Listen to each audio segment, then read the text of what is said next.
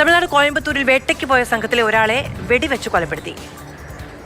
സുരേൻഡാമല സ്വദേശിയായ സഞ്ജിത്താണ് കൊല്ലപ്പെട്ടത്. ബന്ധുക്കൾ അറസ്റ്റിലായിട്ടുണ്ട്. ഗൂഗിൾ BS വിവരങ്ങളുമായിട്ട്. ഗൂഗിൾ, എന്താണ് ഇപ്പോൾ കൊല്ലാൻ വേണ്ടി തന്നെയാണോ വേട്ടയ്ക്ക് അയാളെ വിളിച്ചുകൊണ്ട് പോയത്? അതായത് സജിത്തും മുരുകേശനും പാപ്പയ്യനുമാണ് ശനിയാഴ്ച വൈകിട്ട് കോയമ്പത്തൂരിന് സമീപമുള്ള ഈ സ്ഥലത്തേക്ക് വനമേഖലയിൽ നായാട്ടിനായി പോയത്.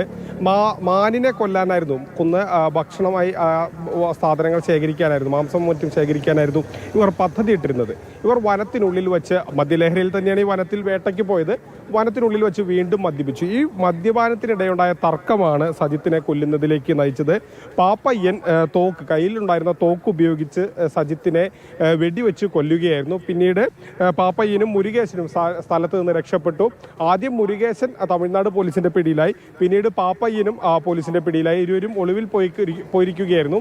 മദ്യപാനത്തിനിടെയുണ്ടായ ഒരു തർക്കമാണ് ഈ ഒരു കൊലപാതകത്തിലേക്ക് എത്തിച്ചത്. ഇവർ മാനിനെ വേട്ടയാടാൻ പദ്ധതിയിട്ടാണ് ഈ വനമേഖലയുടെ ഉള്ളിലേക്ക് പ്രവേശിക്കുകയും ചെയ്തത്.